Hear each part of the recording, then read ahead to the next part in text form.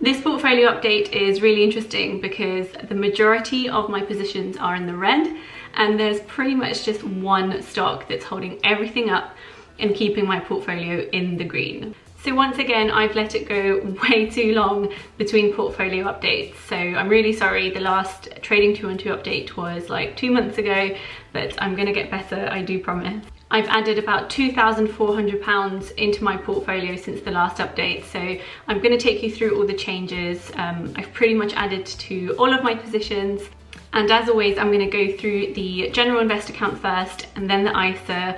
And for those of you who are new, I do have both purely because a lot of the general investor account is funded through free shares that I get when people use my referral link to get their own free share.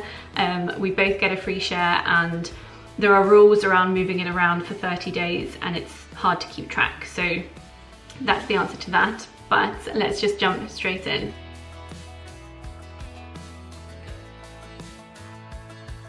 So you can see here I've got £3,303 invested and currently only 1.5% up, which is about £51. And like I said, this is pretty much all from one company holding up the entire portfolio. So I'm still really grateful.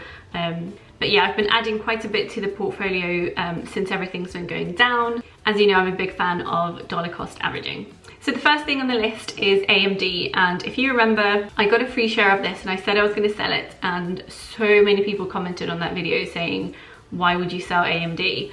And I did a bit more research and I decided to keep it, and I now have 3 shares, so that's an increase of 2 shares since the last update. Next is Alphabet. So this is a completely new addition. I always knew I wanted to add Google to my portfolio, so I've basically just got around to doing that now. I put about £50 in.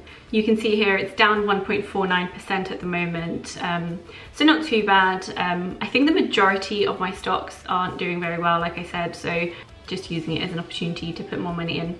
Next we've got Amazon, so a very small addition here. We've got 0.04 shares added, but obviously Amazon, each share is worth like thousands. So currently £202 invested and minus 5.5%. So quite a big drop here, but that's pretty much why I added the extra little bit. AstraZeneca, and I'm gonna keep calling it that no matter what you say, Ewan, because I much prefer it how it sounds like that. So just gonna have to live with that. I've added quite a bit here, 2.5 new shares, which is quite a lot considering how much they actually cost. But as you can see here, it's been tanking quite a bit. So I've literally just been adding more and more as it goes down in order to dollar cost average. So overall, I'm 7.3% down at the moment. Beyond Meat, I've added 0.14 shares here. It was down for a long time, and then recently with the news around Taco Bell and stuff, it's gone up again. So it's currently 4% up, which is pretty decent. Next one is the iShares Core FTSE 100. So I did mention in the last update that I wanted to add more into my ETFs because my whole strategy long term is to have the majority of my money in ETFs. So I have added 24.5 shares to this one, currently sitting at 3.38% up, which is about £5.73. Next, we've got the iShares Electric Vehicles ETF. So I thought I'd mentioned this in the last update, but I haven't. I've only talked about it in my Neo stock video. So I did put money into this, got about 8 shares. It's an ETF that basically owns shares within all these electric vehicle companies. So I do think that the electric vehicle market is a big one at the moment, similar to the clean energy ETF that I own on my free trade portfolio. So I did invest into this one. You can see here it's 2.23% up at the moment, but I do think long term it's probably going to grow quite a bit. Johnson & Johnson, I've added 1.2 shares here, currently 5.29% up, which is about £22 up, so one of the better performing at the moment, but not the one I was talking about earlier. You know that I pretty much own Johnson & Johnson in like the majority of my portfolios. Big fan of the stock. Microsoft is next, so I've added 0.6 of a share here.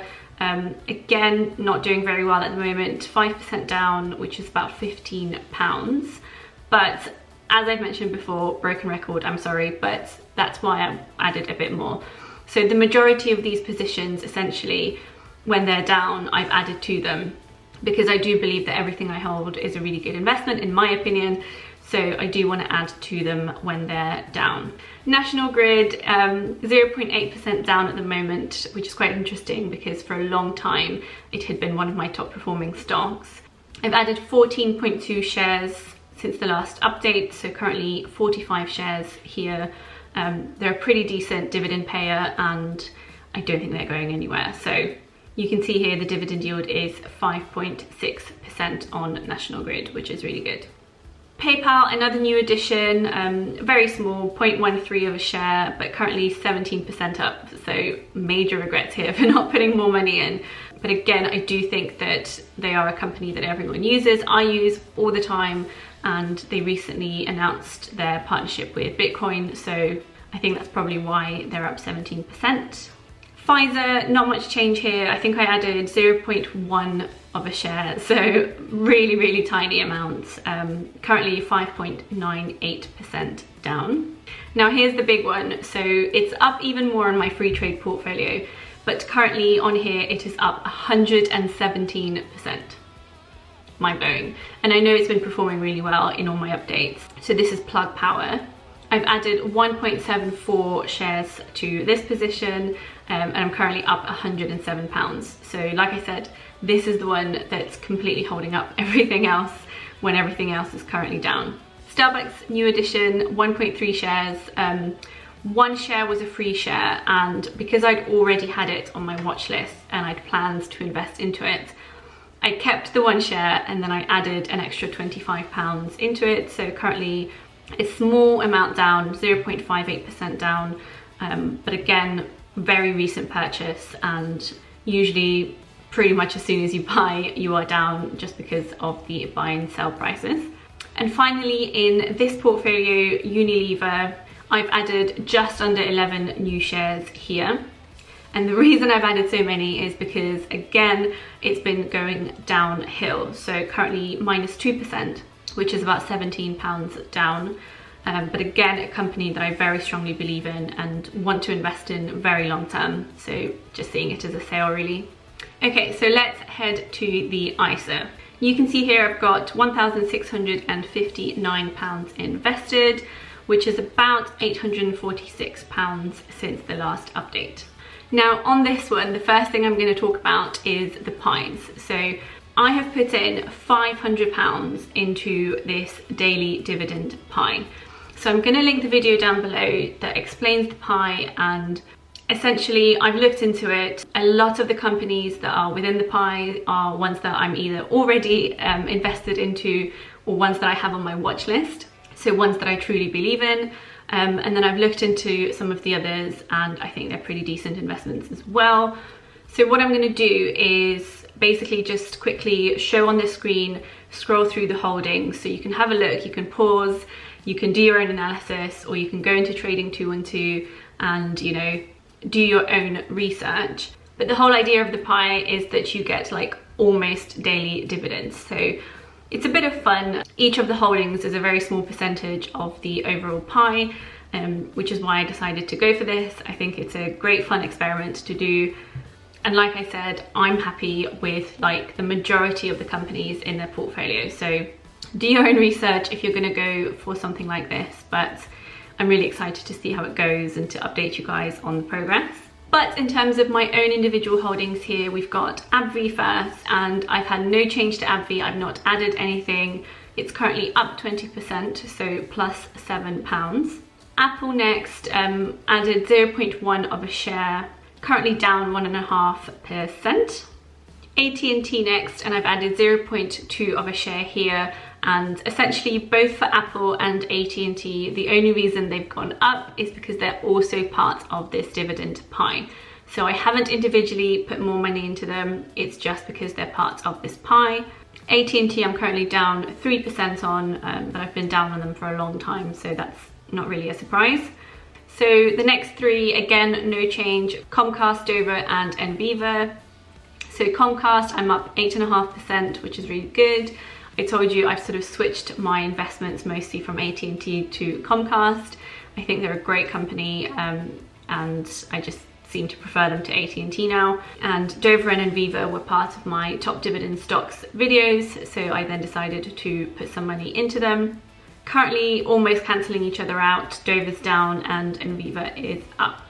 Now everyone's favourite, Realty Income. I've added 2.2 shares to Realty, currently down 7%, which I know I've worried about Realty before, but having had a look, you know, I'm not too worried anymore. They are incredibly well diversified, and although that might change in terms of my worrying, I'm not worried at the moment. So I've added a bit more. I want to increase those monthly dividends that I get from Realty. Tesla is next. I've not added any more into Tesla, but I'm currently up 58% on Tesla, which is amazing because my initial investment here in Tesla was purely from the profits I made from selling Tesla when the stock split happened. So essentially this whole £103 is just pure profit from my initial investment, which is just crazy.